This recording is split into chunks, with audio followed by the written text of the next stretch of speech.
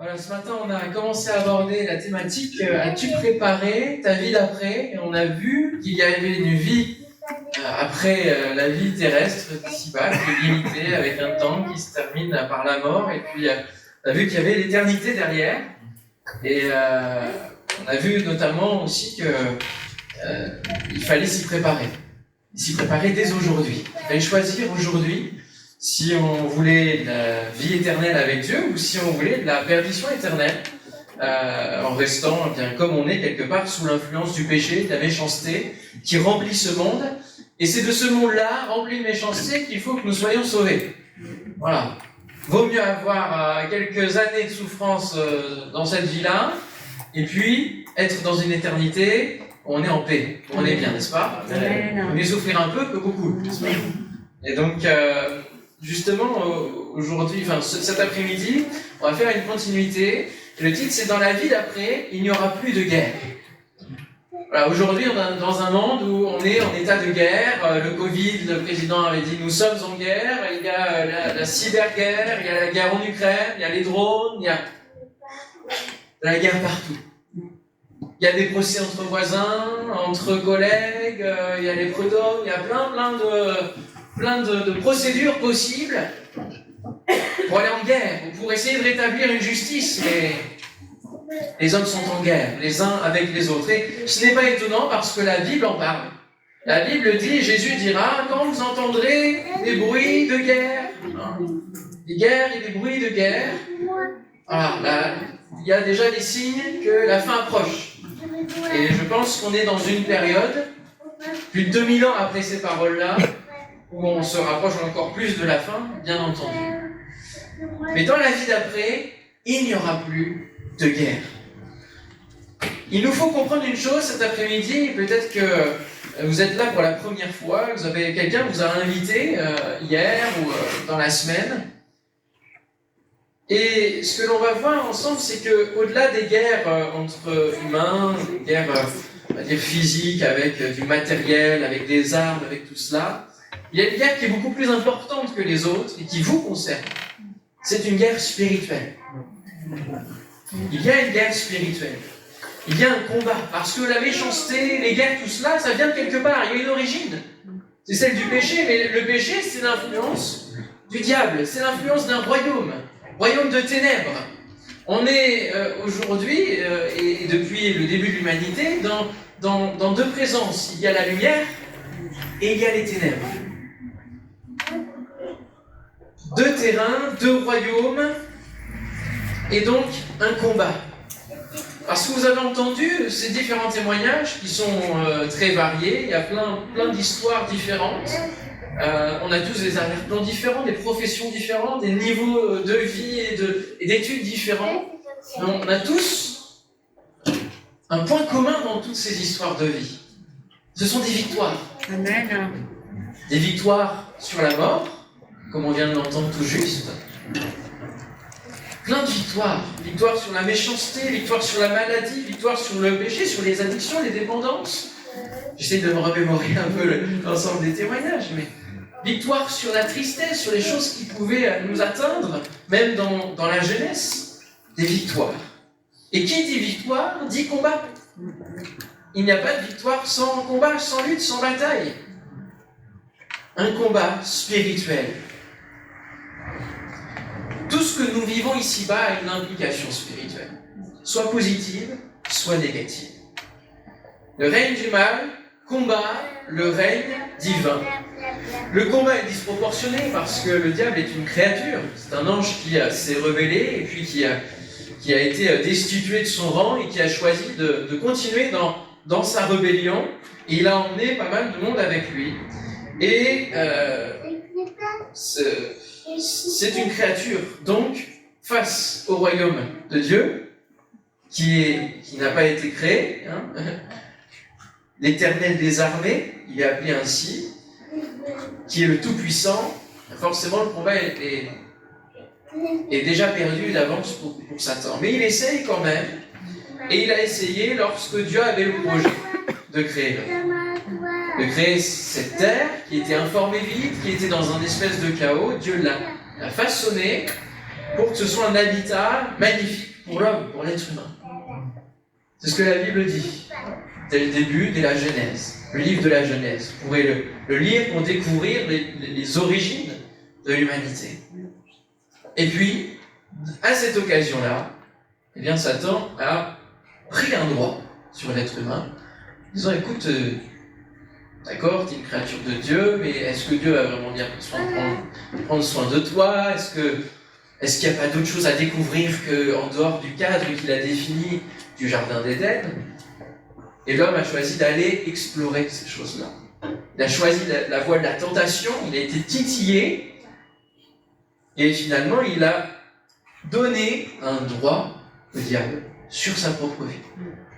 Et ce droit-là, comme l'homme n'a pas cherché à reconnecter avec Dieu tout de suite, en tout cas, c'est Dieu qui va toujours revenir chercher, à partir de Noé ensuite, mais comme l'homme n'a pas reconnu sa faute, il a continué dans cette voie-là, et bien de génération en génération, ce droit, Satan l'a.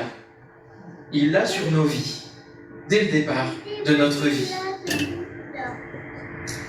L'objet de la bataille, de la guerre spirituelle, c'est chacun d'entre vous. Vous êtes au cœur de cette bataille, entre les deux royaumes. Vous êtes tout aussi précieux pour le diable que pour Dieu. Aux yeux du diable, il veut vous embarquer dans la rébellion et vous avoir dans son royaume de ténèbres, et il vous a déjà. Donc si vous partez, ça fait quelqu'un de moins pour lui. Mais pour Dieu, vous êtes précieux à ses yeux parce que vous êtes sa créature. Vous êtes sa créature, et il ne veut pas que vous vous perdiez loin de lui.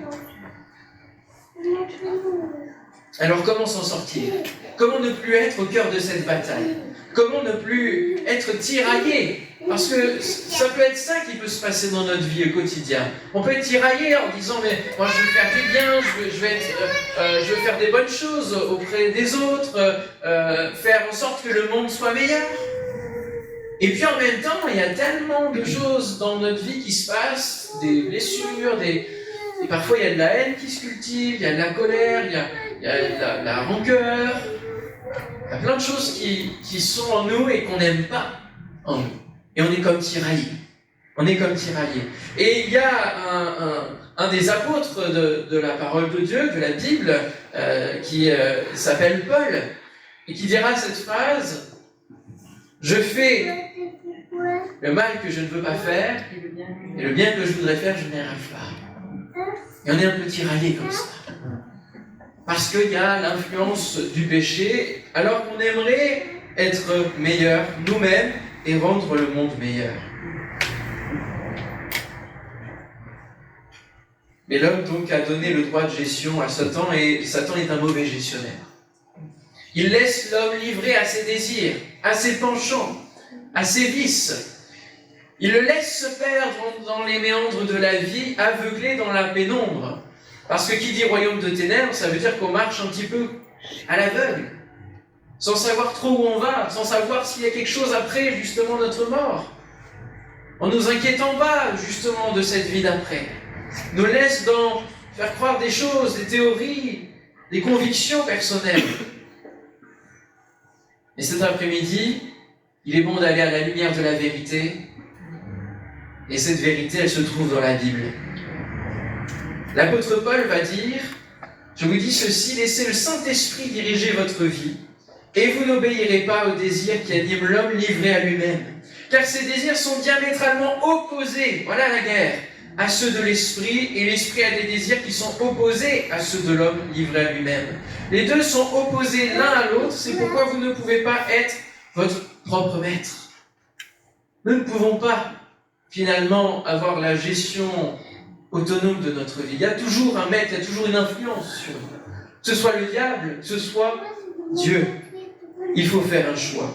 Comment ne plus faire pour ne plus être au cœur du combat? La solution, donc, on l'entend, c'est de laisser le Saint-Esprit, de laisser Jésus, l'Esprit de Christ, venir dans notre vie. Que ce soit cette influence-là nouvelle, l'influence de la lumière qui vienne bouleverser notre vie et nous amener à ne plus être dans cet état de guerre, d'agitation, de colère intérieure, de tout ce qui peut nous pressuriser intérieurement, nous rendre tristes, déprimés. Cette lumière-là, elle peut être véritablement la clé. Et elle s'appelle Jésus. Imaginez donc le champ de bataille où vous avez deux armées qui s'affrontent et vous êtes au milieu. Vous imaginez? Si vous avez besoin d'imaginer, vous pouvez fermer les yeux, sans dormir. Hein. Vous êtes au milieu. Sauf que vous êtes quand même dans le champ des ténèbres, parce que vous appartenez au royaume des ténèbres. Comment faire pour passer du côté de la lumière? Comment faire pour rejoindre l'autre camp? Vous allez trahir. Donc, le diable va tout faire. Juste après que j'ai prêché, il va tout faire pour que vous restiez dans les mensonges qu'il vous annonce depuis tant et tant de temps. Il va tout faire pour vous garder.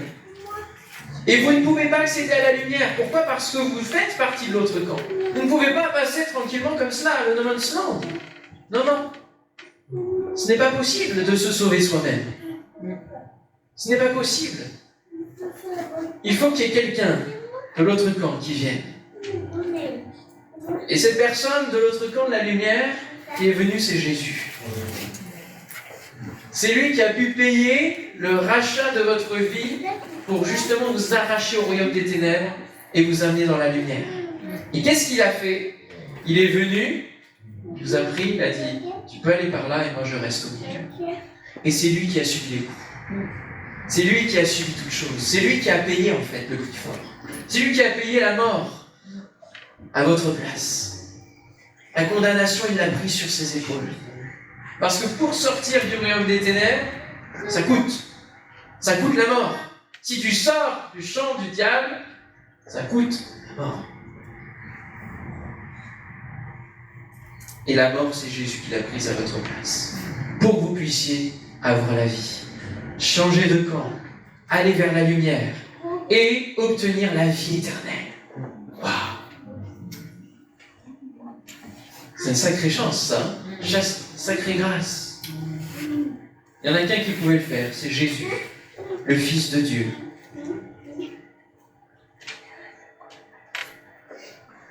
Il a donné sa vie sur la croix. Le prix du rachat et en même temps un prix de libération.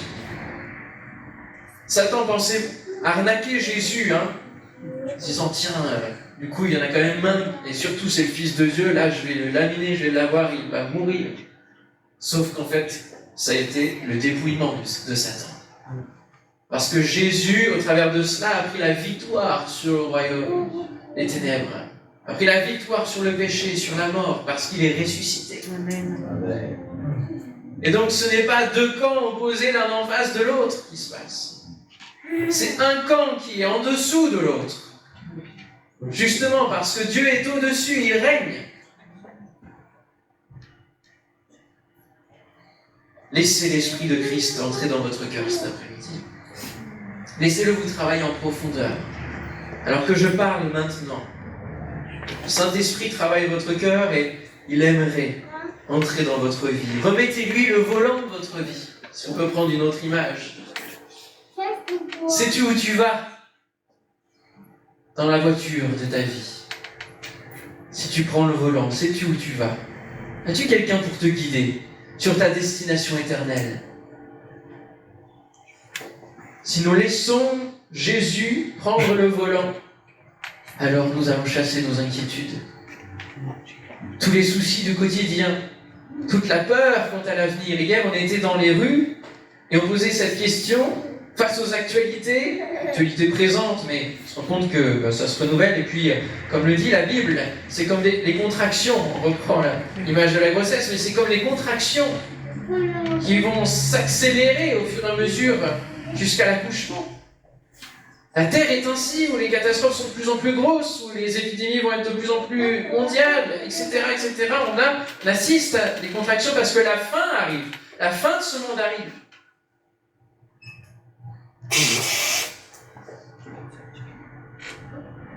J'ai perdu le fil de ma phrase. Je suis désolé.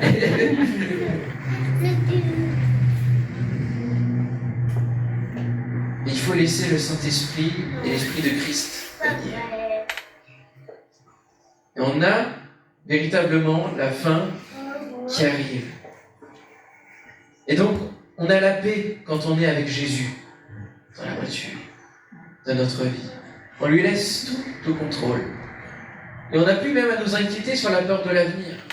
C'est ça, dans le sondage hier après-midi, les gens, la plupart du temps, sur l'actualité, ils avaient peur de l'avenir. C'était une des réponses. Est-ce que vous êtes indifférent? Est-ce que vous êtes stressé? Est-ce que vous avez peur de l'avenir? Majoritairement, les gens ont peur de l'avenir.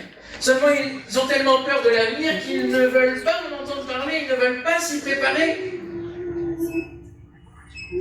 Comme ça fait peur, on essaye de noyer nos peurs autrement. Voilà, d'éviter, de chasser nos peurs par nous-mêmes. Mais elles reviennent comme des boomerangs.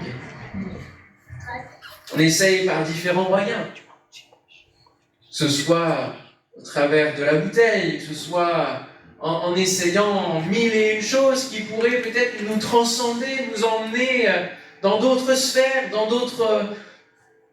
d'autres espaces. Mais quand on revient ici, tout revient. Toutes les douleurs, toutes les pensées, rien n'est évacué. Et si nous nous appuyons sur une personne, non pas une technique, non pas une méthode, une personne, Jésus-Christ,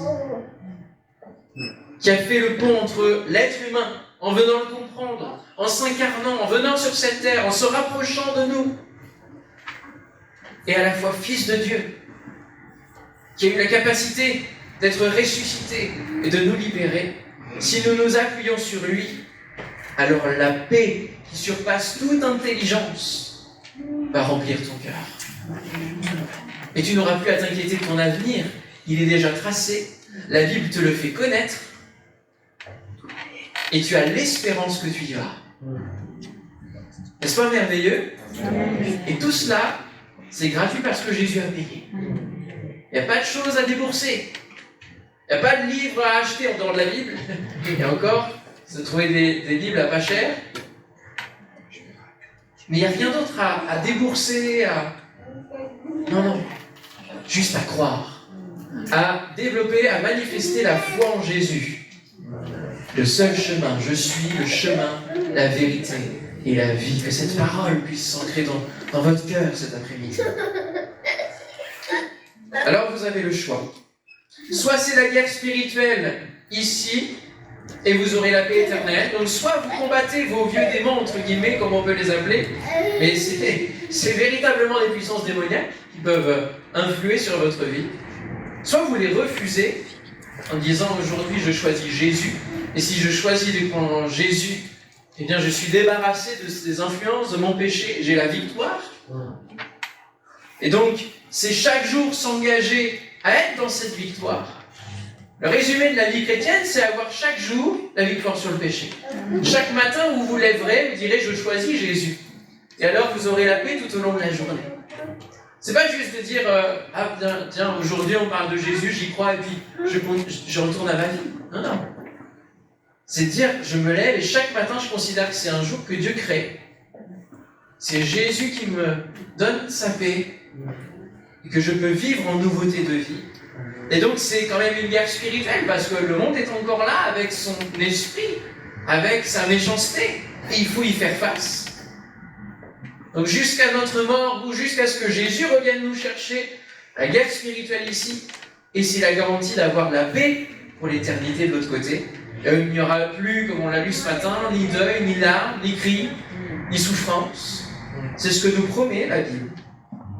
C'est ce que nous promet celui qui nous a créés. Et la paix éternelle, eh bien, vous pouvez la vivre en laissant le prince de paix s'établir dans votre vie, en offrant quelque part votre vie comme un temple pour l'accueillir.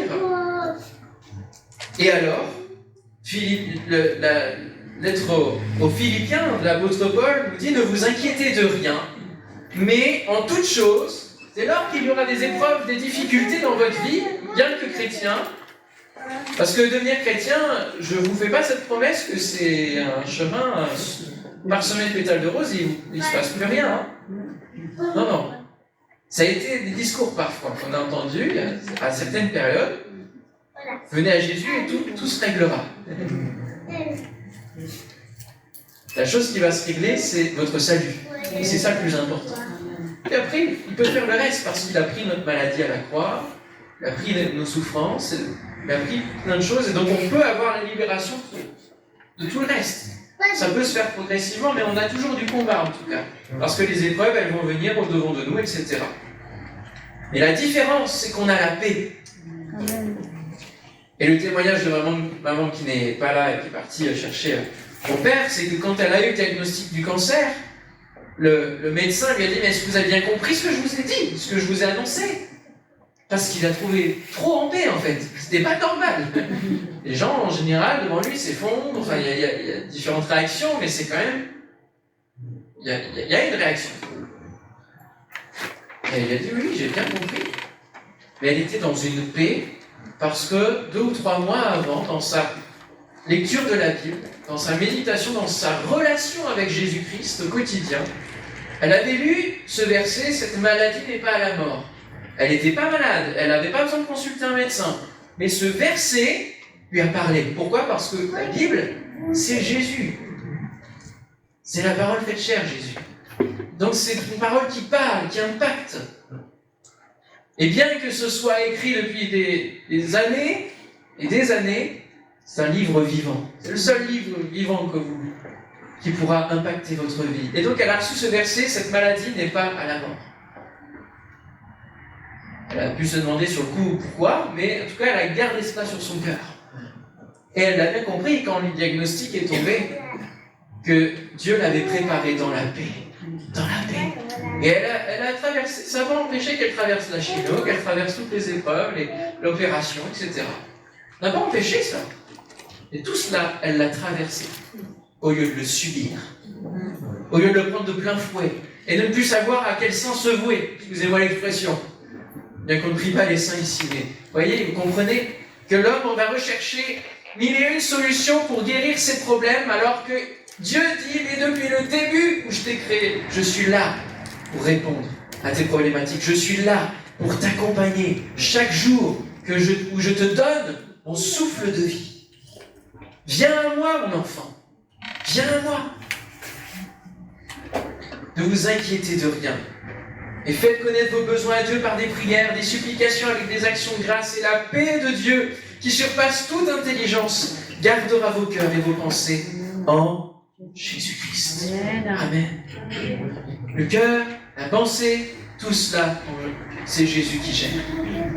Donc soit c'est ce premier chemin, soit maintenant en inverse, c'est chercher la paix spirituelle ici en se disant, voilà, moi je cherche pas Dieu, je reste tranquille, moi je crois en rien, voilà, libre à vous. Donc avoir une certaine paix ici, je profite de ma vie. Mais en fait, c'est la guerre intérieure éternelle que vous héritez juste après. J'aimerais lire avec vous l'histoire, pour terminer ces textes de fin, une histoire que Jésus raconte dans l'évangile de Luc, au chapitre 16, verset 19.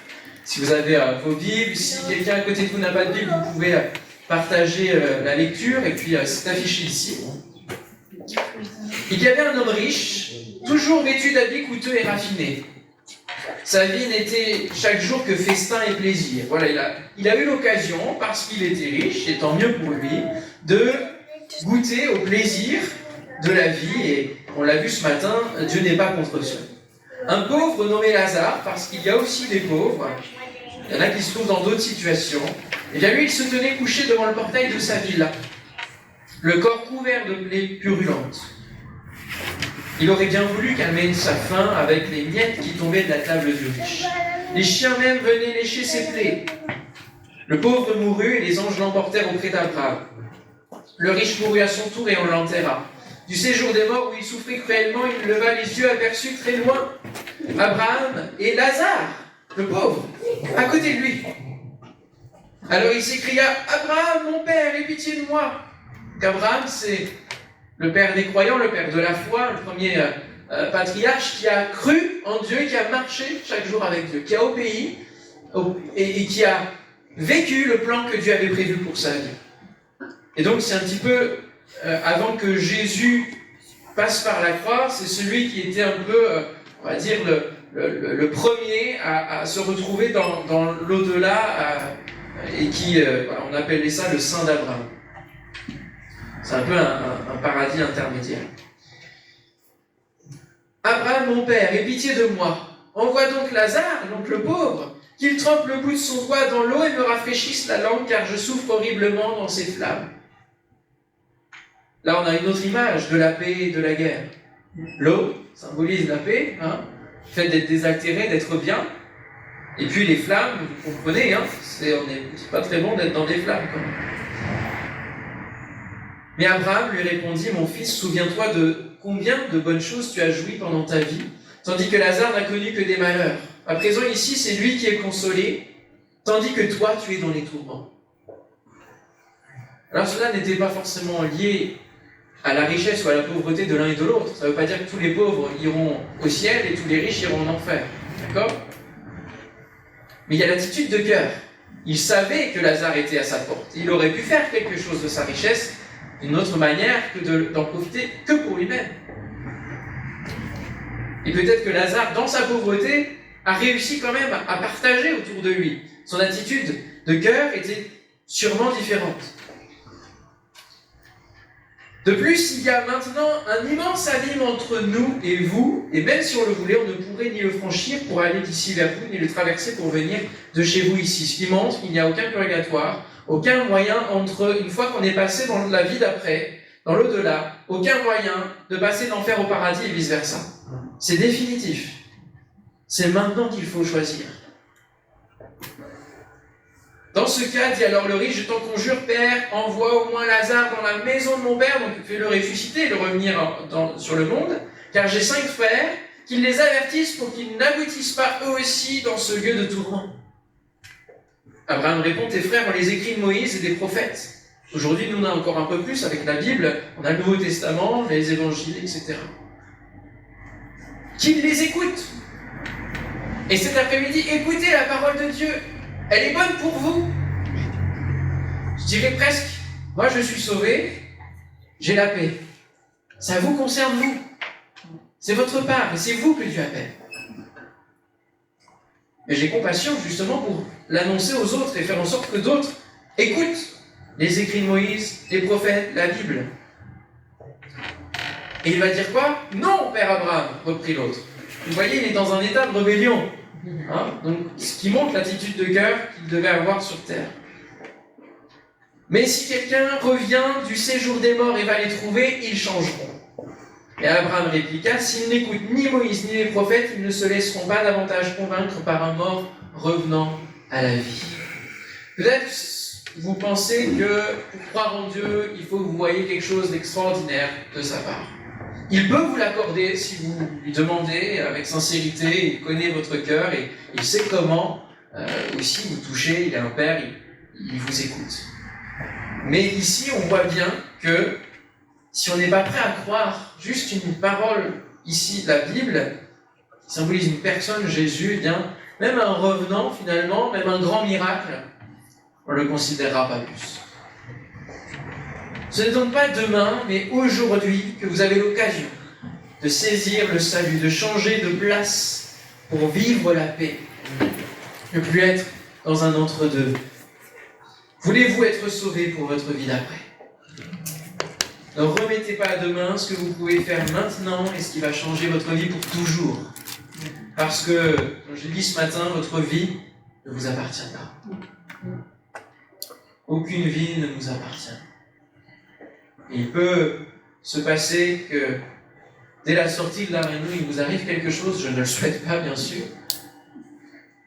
Mais je me souviens d'un témoignage où il y avait une grande campagne justement d'annonce de l'évangile dans une grande ville aux États-Unis.